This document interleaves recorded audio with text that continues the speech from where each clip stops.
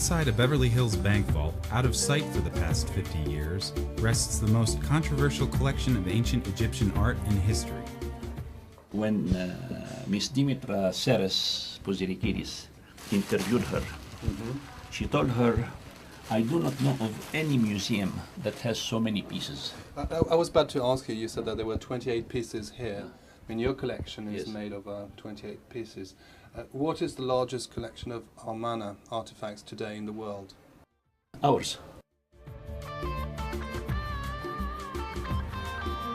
Owned by the Mansoor family, the Amarna collection has been at the heart of an unprecedented dispute within the Egyptologist community.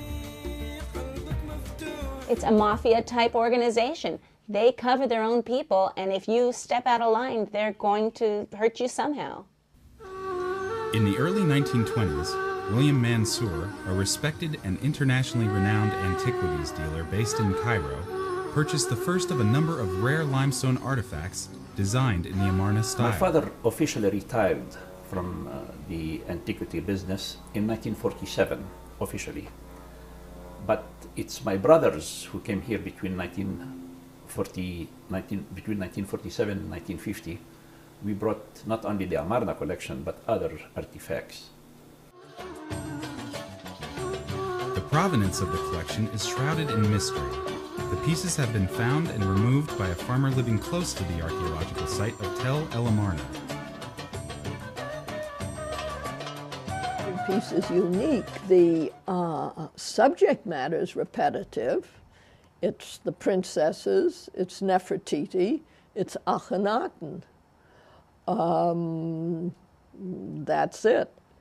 But they, each one is quite individualized.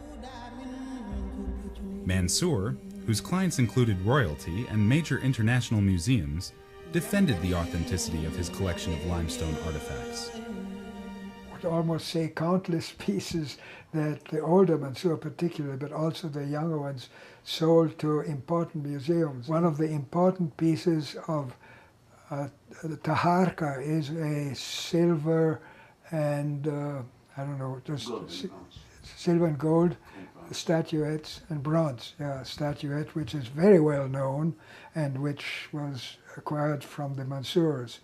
In the Chicago Oriental Institute, there is a big collection of tools that were found as a foundation deposit in a temple, and which also had been sold to the Chicago Oriental Institute by the older Mansoors.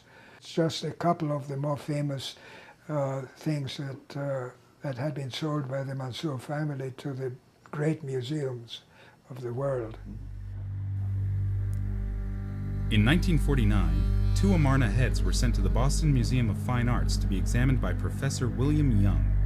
Following his initial examination, Young declared the pieces to be of fairly modern origin and claimed they were manufactured from a man-made stone.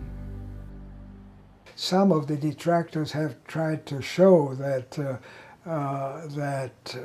the stone is not right. Well, that doesn't mean anything, because you can take any stone, any age, and carve on it. It's the carving age that we are interested in.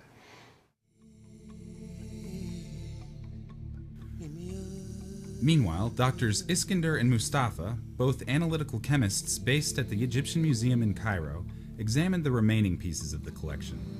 They submitted a report in favor of the authenticity. What I understand is that the pieces were analyzed scientifically. And here I use common sense. When an Egyptologist tells me that it is genuine, he has his own reason. He has studied them, the style and so on. When someone said they're not genuine, we have to respect his opinion too, because we have to be fair. Now, which one is right or wrong, that I don't know. Now, when science comes and tells us there is no way on earth that any human could duplicate the deposit, the patina, the passing of time, then science, we have to believe in it. Otherwise, the laboratories in the museum have no value. The Mansoor controversy evolved into an argument beyond the simple issue of authenticity. It became a dispute between art and science, with great conflicts of opinion between the East and West.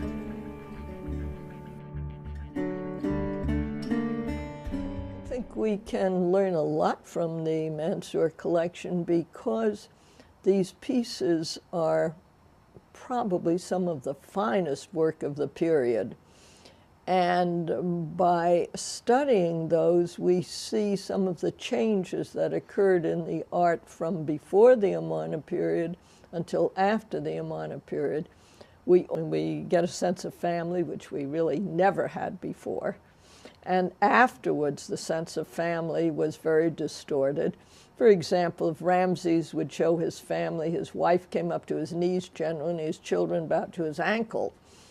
Whereas with the Amarna period, everything was shown super realistically.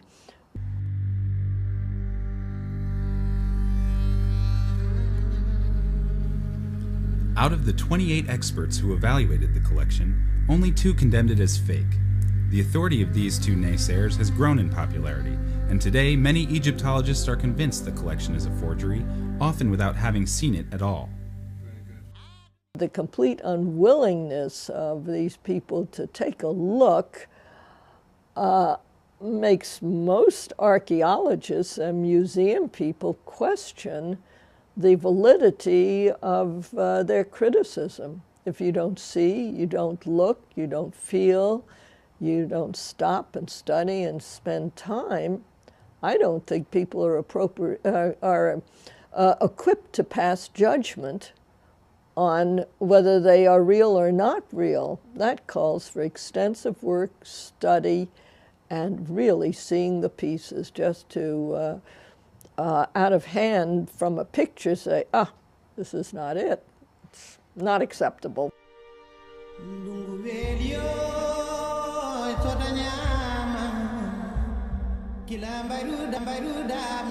The unknown provenance of the collection has created an ideal environment for suspicion.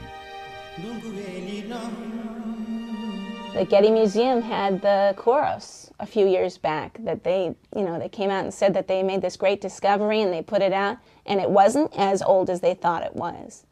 But here's a reputable museum saying, okay, we did make a mistake. I don't think that the consequences would be that bad. For those who believe in the collection, its unavailability for exhibit is a great loss.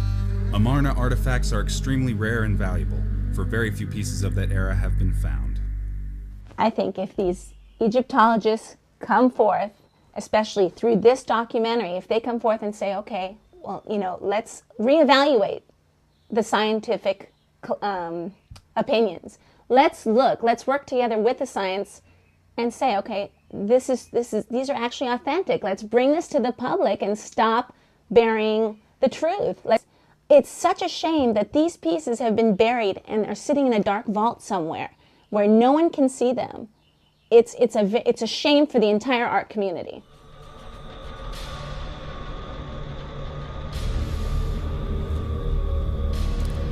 Akhenaten committed the heresy of imposing upon Egypt the first monotheistic monarchy in history.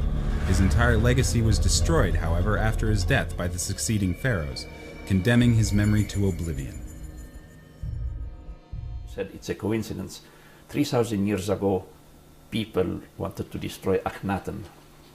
Now, 3,000 years later, some Egyptologists are trying to destroy it, but they didn't succeed because of the truth. You see, like I said before, it's very, very difficult to destroy the truth. The truth is stand there. If the collection was really a forgery, a fake, a fraud, it would have never survived the 50 years. And our duty as we really, as a keeper, as protector, we protect the collection.